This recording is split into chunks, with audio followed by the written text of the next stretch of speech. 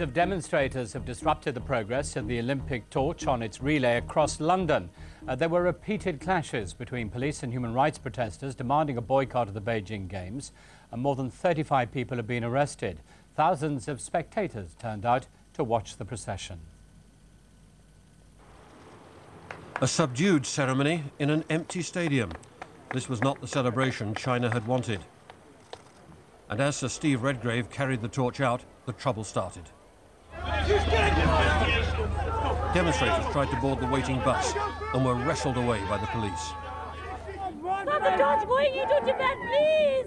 Gordon Brown, I urge you, stop the torch going into Tibet! The lady carrying the disruptions began within minutes and kept on coming. Brought down in front of the torch. One demonstrator used a fire extinguisher.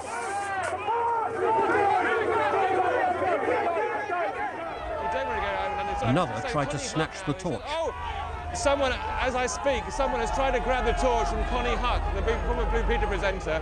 A man has tried to grab the torch. He's been hauled to the ground by police officers. He did have his hands on the torch. With 2 rings of protection, Chinese officials inside, Metropolitan Police outside, the torch battled through. But there were hundreds of demonstrators waiting on the route ahead. We can argue about a sporting and a political issue, but this is a moral issue. We're talking about torture, we're talking about lack of human rights. That's more important than politics, and that's more important than sport.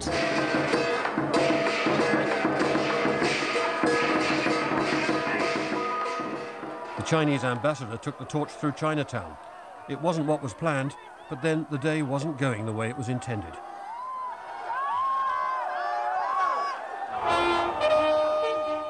It was a tour of London's landmarks. In Trafalgar Square, the torch took the plinth, the protesters the fountains. And it was the demonstrators' message, not China's, that was being beamed out to the world. Along Whitehall, pro- and anti-Chinese demonstrators came face to face. It's a student from China, and we are Chinese, and we are proud of our country hosting the Olympics in Beijing this year. It's our right to proud of my own country. They have no business to stop us to wave our own flag. But as the torch approached Downing Street, there were repeated scuffles between police and demonstrators.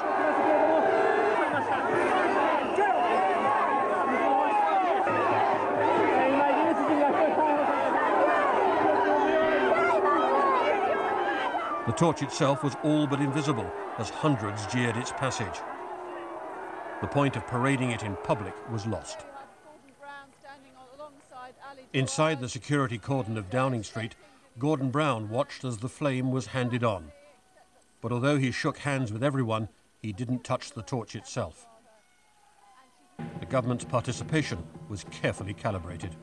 The welcome of the Olympic torch to London is not the same as condoning the human rights regime in China or condoning the treatment of Tibet. Paula Radcliffe, the marathon runner, led the way to the east of London, where the 2012 Olympics will be held. By now, protection for the torch had been stepped up. But many of the torchbearers sympathised with the protesters. Sir Steve Redgrave saw the day as an object lesson in democratic protest, one China might learn from. It's our nature of being very open within this country that protesters can make their point, and as an athlete, I'm pleased that that's happening. The yachtswoman Dame Ellen MacArthur carried the torch down river to the O2 Dome, where many prominent supporters of the Olympic movement were waiting. Among them, Princess Anne and London's Mayor Ken Livingstone. For many of those involved, the dilemma posed today could be answered with one question. Who would benefit most from the publicity surrounding the event? The Chinese government or those who oppose it? Brian Hanrahan, BBC News. Well, images of the torch relay and the protests have been seen around the world, but in China, coverage of events here in London was strictly controlled. James Reynolds reports from Beijing. Every night, from on high, the Communist Party delivers the news.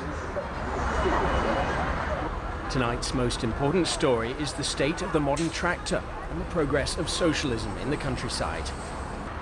Then a few minutes later, there is brief mention of the torch relay in London and how well it's going.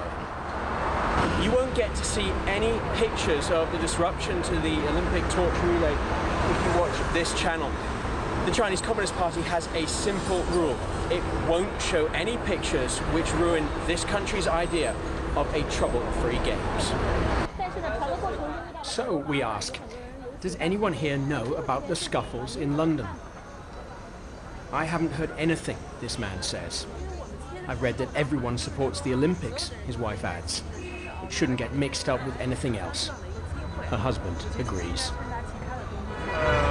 I haven't heard anything, says this man. Is it something to do with the Dalai? Sport and politics should be kept separate. China insists on keeping bad news away from its citizens. James Reynolds, BBC News, Beijing.